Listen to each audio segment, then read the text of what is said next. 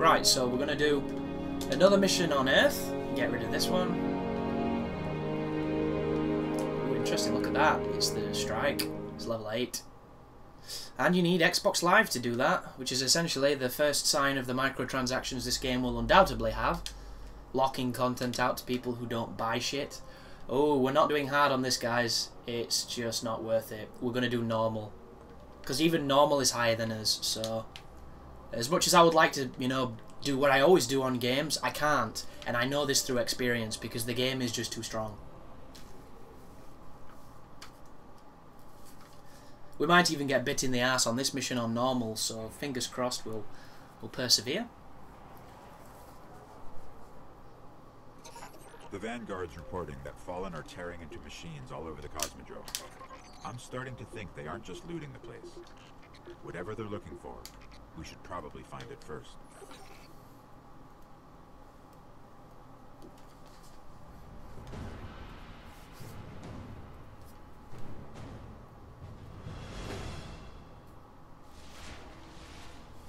And once again back on Earth. Heavy Fallen activity near the Forgotten Shore. That's miles from here. We still don't have the sparrow thing, do we? It must be when we go back to the tower. And what we're going to do, folks, is we're going to go to the tower. Ooh, this is the mission we get the sparrow on. We're doing the vehicle grid. We're going to go to the tower anyhow, as I was saying. And we're going to wait till we're level 4 to do that, so we can get some bounties. As soon as we pick up the bounties, shit starts moving a lot quicker. We start leveling up faster, we start doing things a little bit more interesting in missions. Unless it's the patrol missions, we're not doing them. The patrol missions could be the single best aspect of this game, but instead they are tedium at its most just horrendous. Ugh.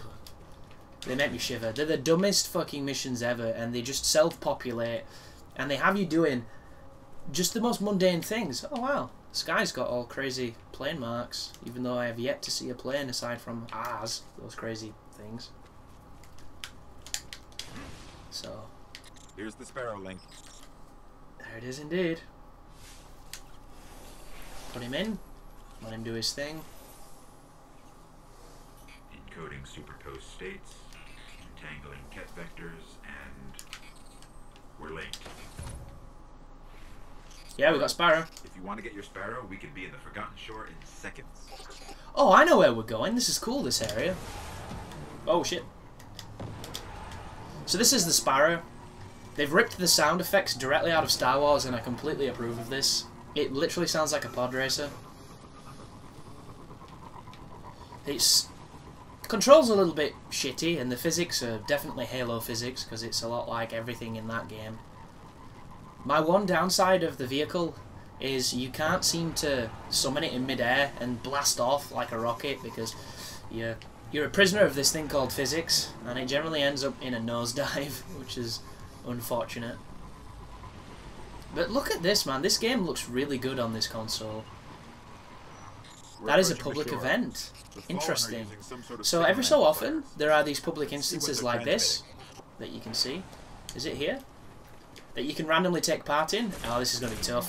Okay, guess we're on. Because we'd have to stop him getting a place, and he's quick as shit, this guy.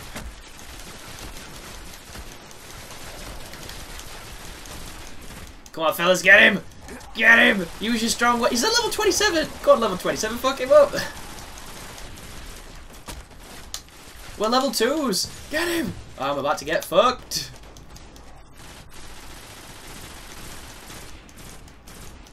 So the biggest problem with this is what you're watching right now. This guy is so ridiculously buffed up that a level 27 with legendary weapons is not putting a dint in him. I don't agree with it at all. There's us hitting him with fly swatters because we suck, and running into level 4s who could fuck me up real bad. Get him, dude! Get him! Get him! We got him! Great work.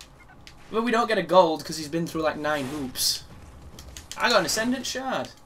I'm a million hours away from even being able to use them.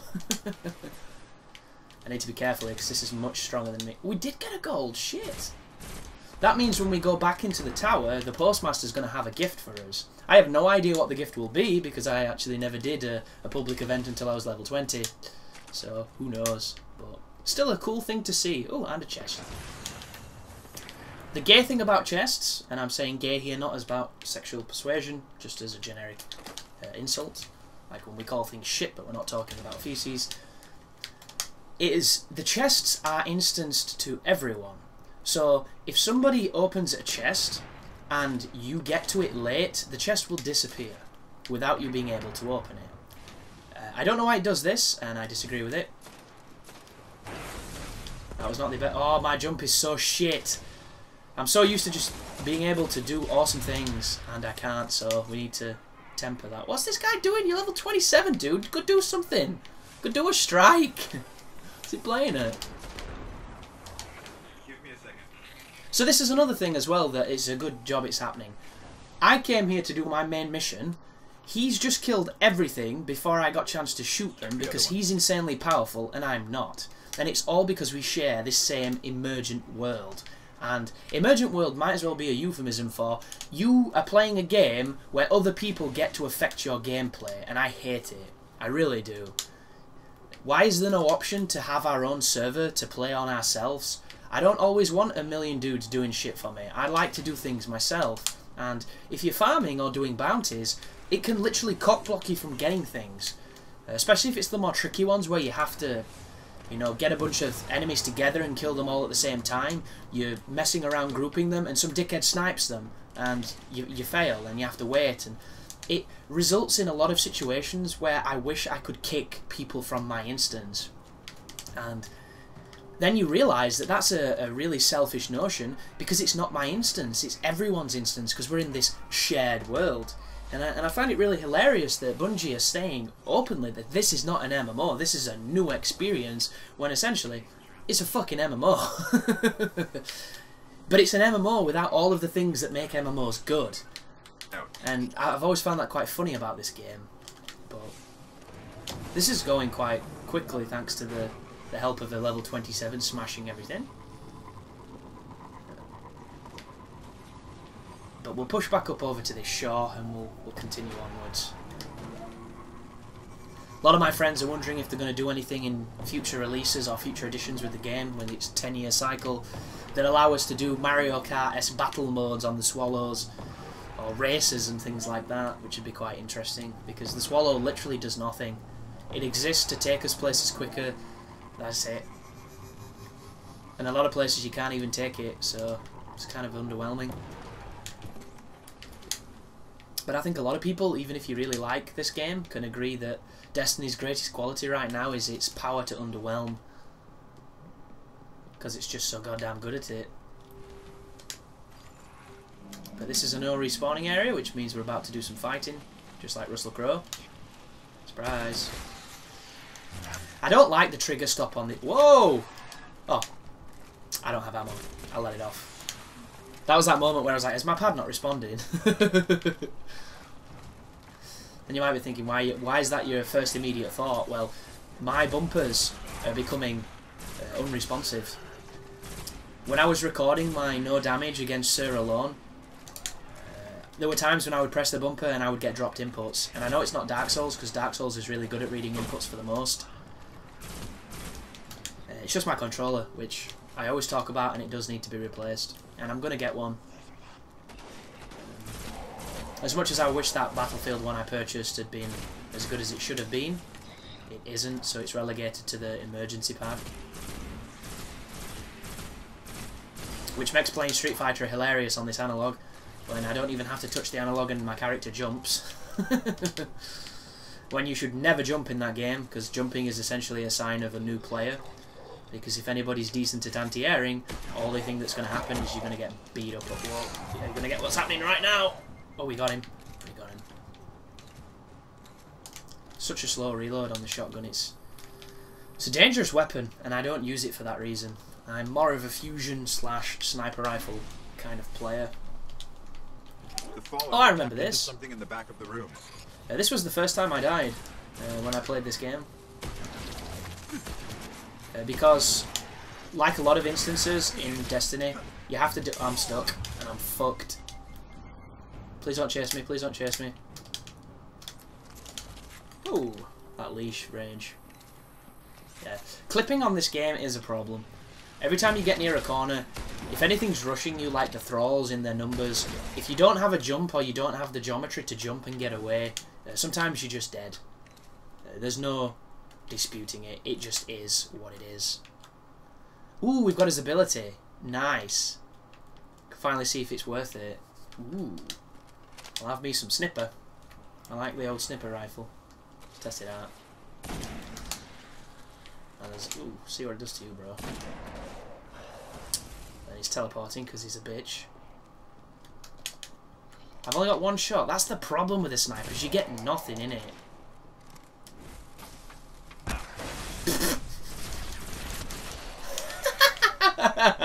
Oh, the simple pleasures.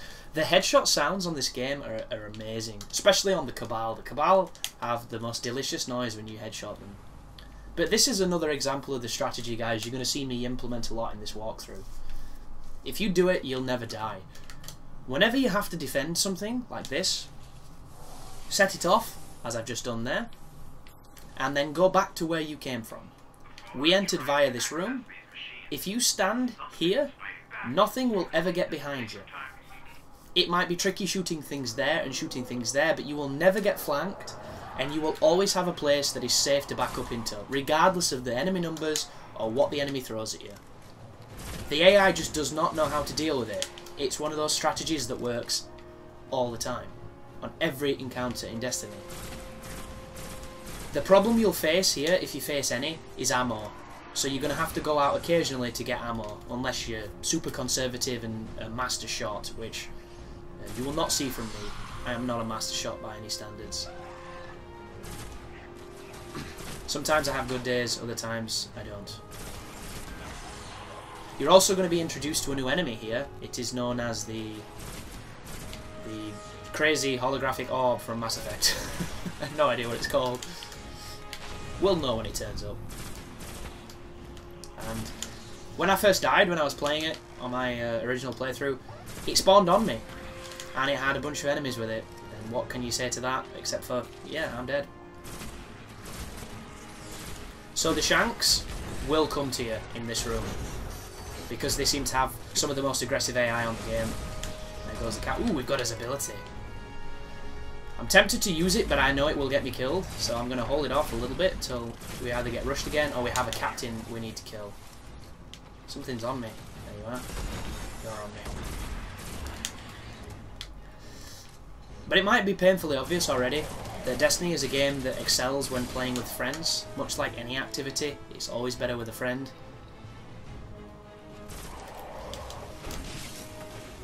Oh wow, that's got some serious projection on it, and it's got a shockwave. That's pretty cool. It's the first time I've used that. It went surprisingly well. We just got some new gear. Hopefully that'll be pretty... Come on, fellas. 3 bullets to the face, he's still going. We'll have less. What are you doing? There's 2 of them. Denied! There's going to be another spawn here too. You might even hear Dinklage say something. The spawn's going to be on the back wall. Yeah, there it is. Servitor, it's called. The creature that killed me. God, that grenade goes really far. I wonder if it's because the Titan's meant to be muscled, you know, kind of a strong fortitude kind of character. There we go. Get that ship mocked up. Something to... Oh, there's another one on my left. His weakness is his oculus kind of thing, the pupil on his belly. And I'm missing it with a sniper rifle, which will make this much quicker.